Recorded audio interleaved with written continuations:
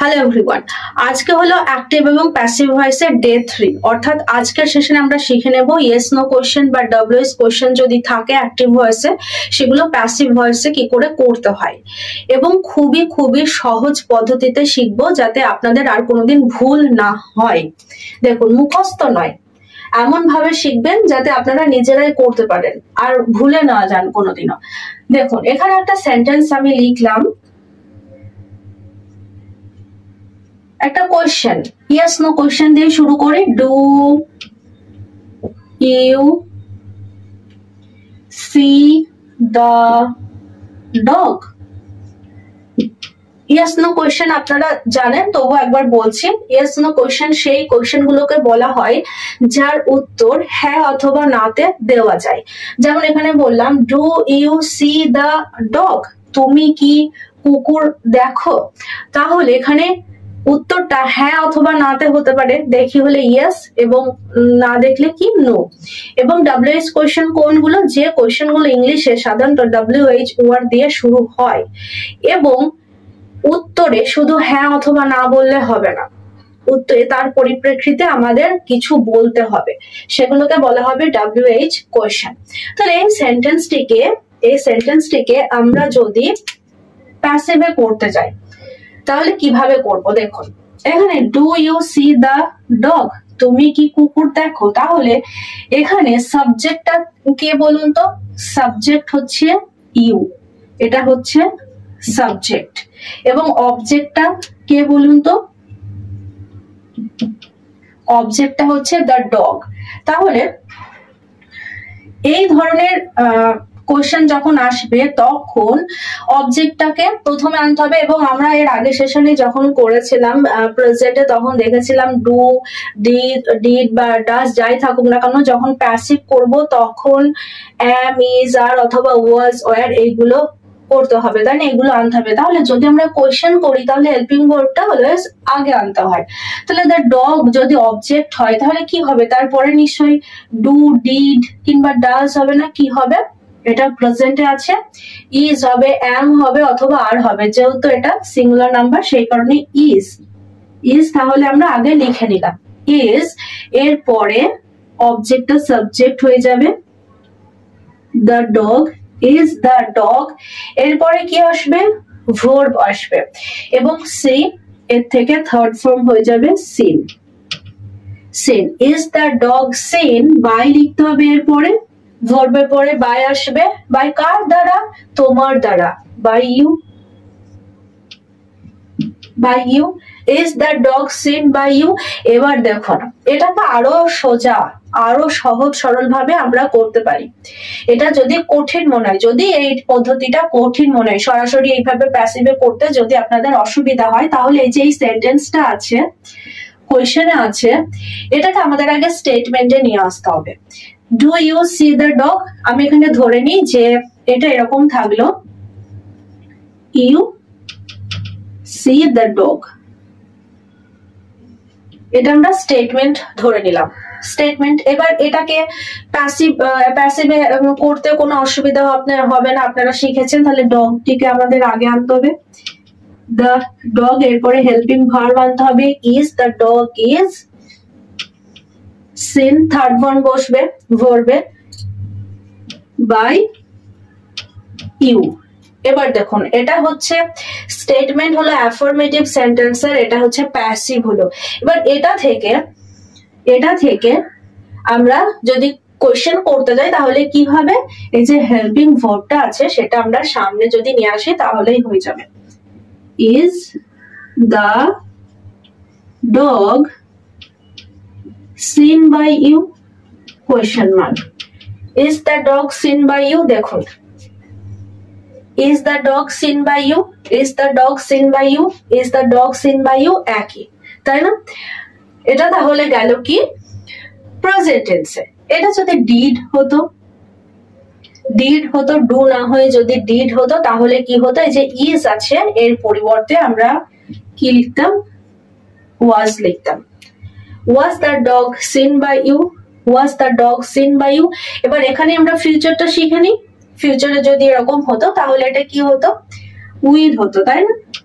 Will you see the dog, অর্থাৎ তুমি কি কুকুর দেখবে, তাহলে ইজ ওয়াজ এর পরিবর্তে কি হতো, উইল হতো। উইল দ্য ডগ এরপরে বি আনতে হয়, তাই না? যদি আমরা ফিউচার টেন্স করি তাহলে বি আনতে হয়। উইল দ্য ডগ এর পরে এখানে বি আসবে। Will the dog be seen by you, এখানে লিখে দিই will the dog be seen by you. একদম ক্লিয়ার, একদম ক্লিয়ার হয়ে গেল। চলুন এবার প্রেজেন্ট কন্টিনিউয়াস টেন্সের একটা উদাহরণ লিখি। Are you reading the book? Are you reading the book অর্থাৎ তুমি কি বই পড়ছো?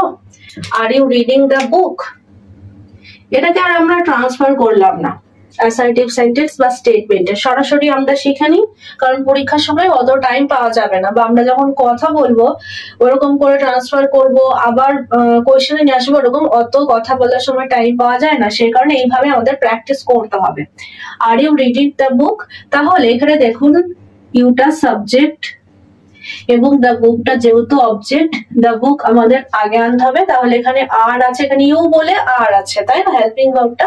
তাহলে দ্য বুক হলে হেল্পিং ভার্ব কি হবে, প্রেজেন্টে আছে, প্রেজেন্ট কন্টিনিউয়াস, সেই কারণে is the book.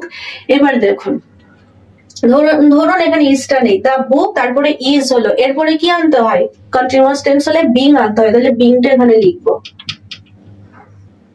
Is the book being, এখানে কি হবে, রেড, থার্ড ফর্ম রিডের, রেড কার দ্বারা, তোমার দ্বারা, খুবই সোজা, খুবই সোজা। Is the book being read by you, তাহলে এটা যদি এখানে ইউ আছে, যদি ওয়ার থাকতো, were you reading the book, তাহলে এটা কি হতো, দ্য বুক ইজ এর পরিবর্তে ওয়াজ হতো, was the book being read by you, তাই না, was the book being read by you, past হয়ে গেল। তাহলে আমরা ফিউচারে এটা করতে পারবো না, এখানে বি বিং চলে আসবে,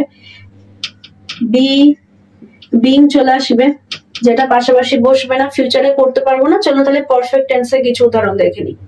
পারফেক্ট টেন্সে ধরুন লিখলাম has he given the money,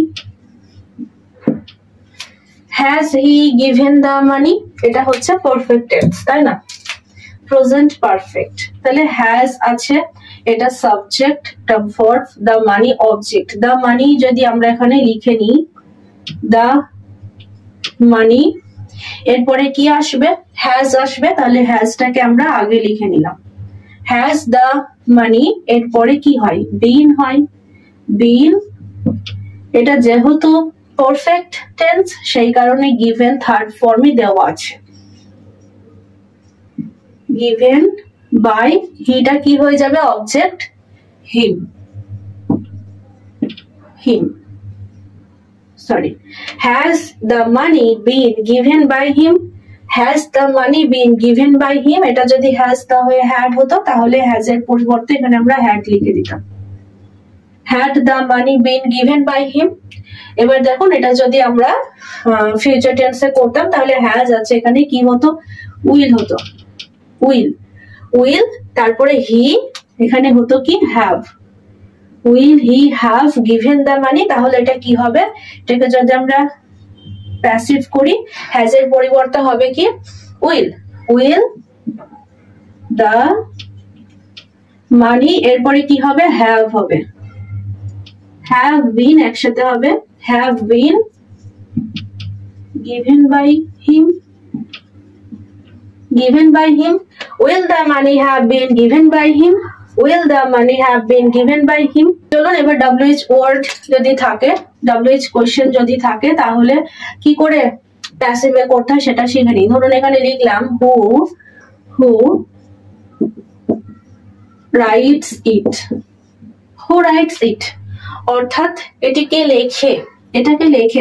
দেখুন যখন WH ওয়ার্ডে হু থাকবে, হু থাকবে অ্যাক্টিভে, তখন আমরা প্যাসিভ যখন করব না তখন বাই হুম দিয়ে করতে হবে। প্যাসিভ যখন থাকবে করব তখন বাই হুম দিয়ে, হুটা হয়ে যাবে বাই হুম, বাই হুম। এবং যদি আগে হুম থাকে তাহলে প্যাসিভ করার সময় হু হয়ে যাবে। কেবল এই দুটোই পার্থক্য, এই দুটোই চেঞ্জ হয়ে যাবে। আর কোনো যদি WH থাকে, অন্য যদি WH কোয়েশ্চেন থাকে, সেখানে WH ওয়ার্ডটার কোনো পরিবর্তন হবে না। ওকে, তাহলে বাই হুম, এবার দেখুন বাই হুম রাইটস আছে, রাইটস, তাহলে আমাদের এখানে কি আনতে হবে, এখানে যেহেতু প্রেজেন্ট সিম্পল প্রেজেন্ট ইজ আনতে হবে। বাই হুম ইজ যেহেতু এটা ইট আছে, বাই হুম ইজ, ইট এখানে object, by whom is it written, written, by whom is it written. এটা যদি রোট হতো, রাইটস না হয়ে যদি রোট হতো তাহলে বাই হুম ওয়াজ হতো, এটা ওয়াজ ইট রিটেন। এবং যদি ফিউচারে হতো তাহলে by whom will it be হতো, উইল ইট বি তারপরে written. Okay, by whom will it be written, এটা লিখলাম। Why have you beaten him, তুমি কেন তাকে মেরেছো, why have you beaten him. এবার এটাকে যদি আমরা প্যাসিভে করি তাহলে যে হোয়াই আছে প্যাসিভে করার সময় সেটা হোয়াই থেকে যাবে, আগেই থাকবে হোয়াই। এরপরে যেহেতু কোয়েশ্চেন, হেল্পিং ভার্বটা আমাদের আগে আনতে হবে, তাহলে এখানে হিম হচ্ছে অবজেক্ট, এটা সাবজেক্টে আনতে হবে। তাহলে হোয়াই এবং হিমটা যদি আমরা সাবজেক্টে আনি তাহলে কি হয়ে যাবে, হি হয়ে যাবে, তাই না, হোয়াই হি। এবার দেখুন হোয়াই এর পরে আমাদের হেল্পিং ভার্বটা লিখতে হবে, সেই কারণে ঘরটা ফাঁকা রেখেছি। তাহলে হি এর পরে কি হয়, হ্যাজ হয়, তাহলে হ্যাজটা আমরা আগে লিখে দিলাম। হোয়াই হ্যাজ হি, এরপরে বিন আসবে, হ্যাজ এর পরে হ্যাজ বিন হয়, যেহেতু হ্যাজটা আগে লিখতে হয়েছে এখানে বিন বসিয়ে দিলাম। Why has he been beaten by you, beaten by you. Why has he been beaten by you, এটা যদি পাস্টে হতো এখানে হ্যাড হতো, আর কিছু পরিবর্তন হতো না, why had he been beaten by you. এবং এটা যদি ফিউচার হতো তাহলে কি হতো, এখানে why will he have beaten, he থাকলেও কিন্তু হ্যাভ হবে, এটা মাথায় রাখতে হবে। Why will he have been beaten by you, why will he have been beaten by you. So friends, আজকের সেশনে আমরা শিখে নিলাম ইয়েস নো কোয়েশ্চেন এবং WH কোয়েশ্চেনের প্যাসিভ কি করে করতে হয়। পরবর্তী আমরা সেশনে একটা ইন্টারেস্টিং টপিক নিয়ে আলোচনা করব, সেটা হলো passive with reflexive object, passive with retained object বা প্যাসিভ উইথ কগনেট অবজেক্ট, এগুলো কি করে করতে হয়। তো দেখা হচ্ছে পরের সেশনে নতুন নতুন টপিক গুলো নিয়ে। ততক্ষণ সবাই ভালো থাকবেন, সুস্থ থাকবেন। Thank you.